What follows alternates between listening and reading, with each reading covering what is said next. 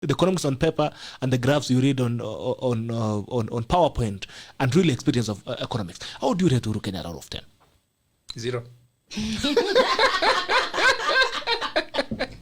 0. If there was a negative score, I would give it 0. How far negative will you go?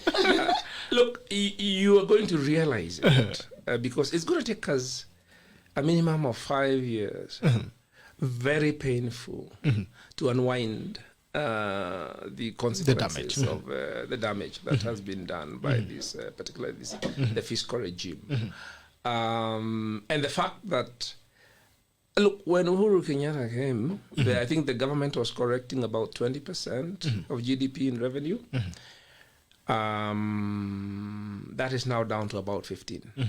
Okay, so if you even start using indicators like that, your revenue yield is collapsing when your debt payments are going up. I mean, the debt this year, our interest on debt is going to be something like almost 500 billion shillings. Okay, when Uhuru came in, it was about 180. So it's grown up threefold. It's the component of the budget that has gone up. In fact, the debt interest now is higher than the wage bill.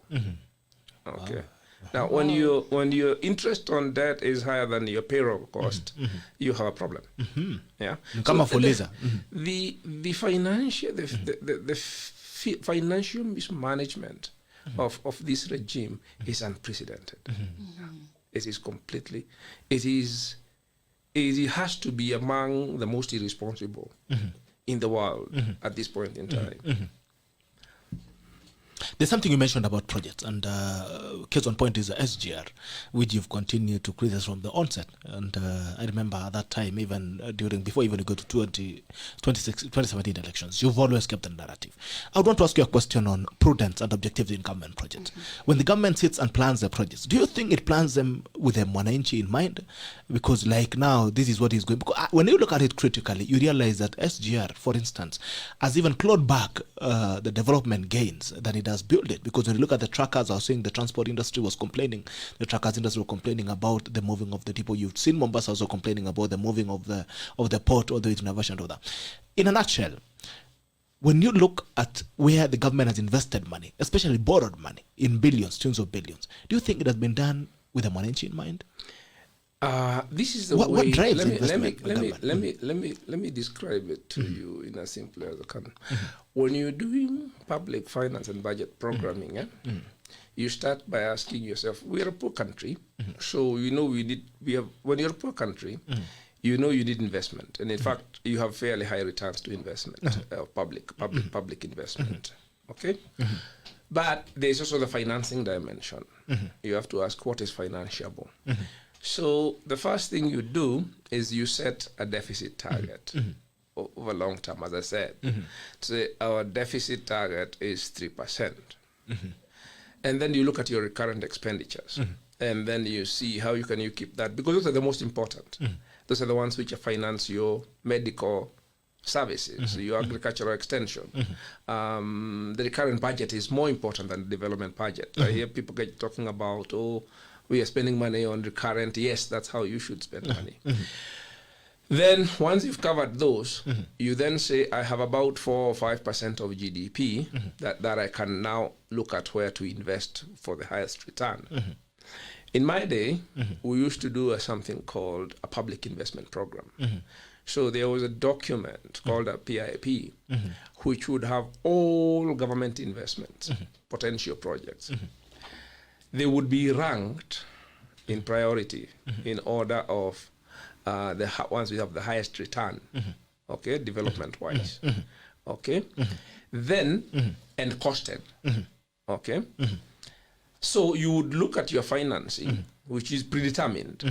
You say it's 5% of GDP or 6% of GDP. You put a figure to it. You would go down the PIP, and where that money runs out, you draw a line. So you say, this is what we are financing. Okay? So until one project gets out at the top because it's finished, then the next one comes in.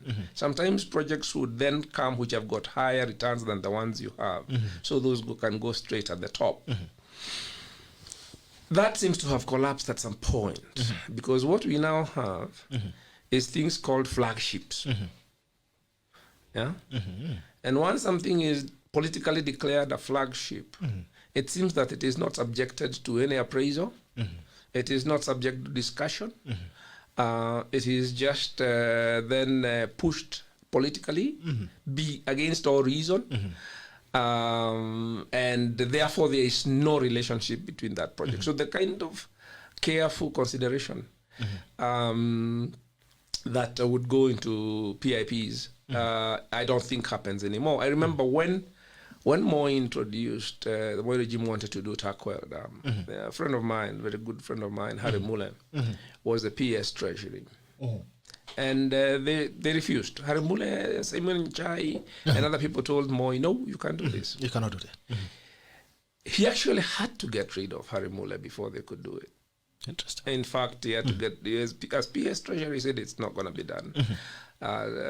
He's got interesting stories. He's not a very public person, but he can tell you stories about Moi calling him, offering him land, all sorts of things.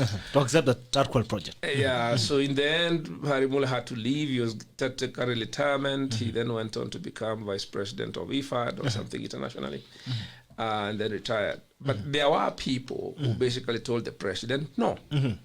And again, that's something which I think something has gone wrong in this regime, because I know quite a lot of very sound economists and professionals in the government. There are still a few.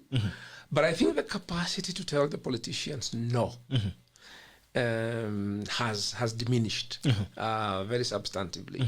Because if we had the bureaucrats I know that we had in the 80s and the early 90s, Things would be different. you couldn't have done these projects. Yeah.